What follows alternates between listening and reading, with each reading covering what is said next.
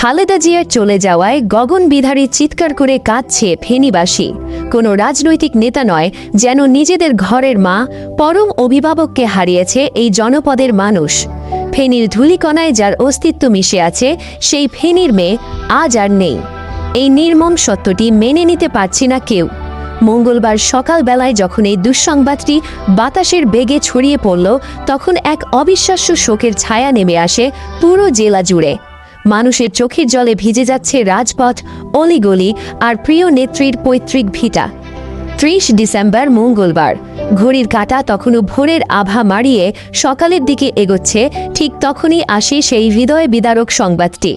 খালেদা জিয়ার পৈতৃক ভিটা ফেনীর ফুলগাজী উপজেলার শ্রীপুরের মজুমদার বাড়িতে এখন চলছে শোকের মাতম। যে মাটিতে তার পূর্বপুরুষের শেকড়, সেই মাটির সন্তানের বিদায়ে আজ গাছপালা তরুলতাও যেন শোকে কাতর। সর্বস্তরের মানুষ, আবাল বৃদ্ধ বনিতা ছুটে আসছেন, হাউমাউ করে কাঁদছেন। তাদের কান্নায় আকাশ বাতাস ভারী হয়ে উঠছে।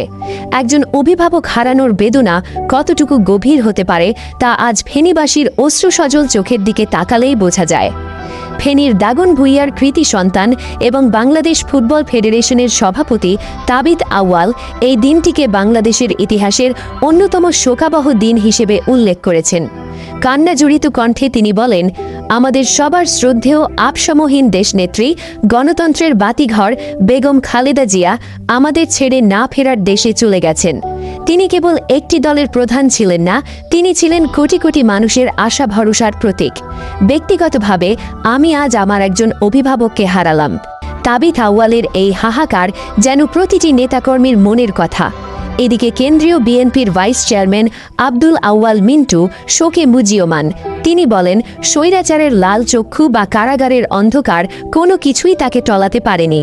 তিনি ছিলেন, আছেন এবং থাকবেন বাংলাদেশের ইতিহাসের এক অবিচ্ছেদ্য অধ্যায় হয়ে। তার স্মৃতিচারণ ও শোক প্রকাশে ফুটে উঠেছে দীর্ঘ রাজনৈতিক জীবনের এক অটুট বন্ধন ছিঁড়ে যাওয়ার যন্ত্রণা। সাধারণ কর্মী থেকে শুরু করে আলেম সমাজ, সবার কণ্ঠেই আজ বিষাদের সুর। আসিফ রানা নামের এক কর্মী বাষ্পরুদ্ধ কণ্ঠে বলেন, আল্লাহ তাআলা তাকে জীবিত রেখেছিলেন রাজনীতির উত্থান পতন আর বিশ্বাসভঙ্গতা নিঙের চোখে দেখার জন্য। ইতিহাস দেখার যোগ্যতা সবাই পায় না, তিনি পেয়েছিলেন। অন্যদিকে মাওলানা মাহমুদুল হাসান মরহুমার রুহের মাগফেরাত কামনা করে বলেন, উনি আলেমদের যথেষ্ট সম্মান করেছেন। আল্লাহ ওনাকে জান্নাতি মেহমান হিসেবে কবুল করুন। স্মৃতির পাতায় ফিরে তাকালে দেখা যায় ১৯৪৫ সালের ১৫ আগস্ট দিনাজপুরে জন্ম নেওয়া সেই ছোট্ট পুতুল কিভাবে একদিন হয়ে উঠলেন আপসমহীন নেত্রী। বাবা ইস্কান্দার মজুমদার ও মা বেগম তৈয়বা মজুমদারের তৃতীয় সন্তান তিনি। আদিনিবাস ফেনী হলেও তার শৈশব ও কৈশোর কেটেছে দিনাজপুরে। ১৯৬০ সালে ম্যাট্রিকুলেশন পাশের পর জিয়াউর রহমানের সঙ্গে বিবাহ বন্ধনে আবদ্ধ হওয়ার মধ্য দিয়ে শুরু হয় তার নতুন জীবন। এরপর স্বামীর সঙ্গে পশ্চিম পাকিস্তানে বসবাসের আগে ১৯৬৫ সাল পর্যন্ত তিনি সুরেন্দ্রনাথ কলেজে পড়াশুনো করেন। কে জানত সেই গৃহবধূ একদিন হয়ে উঠবেন কোটি মানুষের আস্থার প্রতীক। আজ সেই দেশনেত্রীর মহাপ্রয়াণে কেবল বিএনপি নয়, শোকস্তব্ধ পুরো জাতি। ফেনীর সন্তান বিএনপির জাতীয় নির্বাহী কমিটির সদস্য মশিউর রহমান বিপ্লব যথার্থই বলেছেন, বাংলাদেশের মানুষের আশা আকাঙ্ক্ষার প্রতীক আজ দুনিয়ার সফর শেষ করেছেন। ৩৭ দিনের যন্ত্রণাময় লড়াই শেষে তিনি এখন চিরনিদ্রায় শায়িত হওয়ার অপেক্ষায়। তার এই চলে যাওয়া এক অপূরণীয় ক্ষতি। মহান রাব্বুল আলামিন এই মহিয়সী নারীকে জান্নাতুল ফেরদাউস নসিব করুন এবং শোকসন্তপ্ত পরিবার ও কোটি কোটি নেতাকর্মীকে এই শোক সয়ে নেওয়ার শক্তি দিন।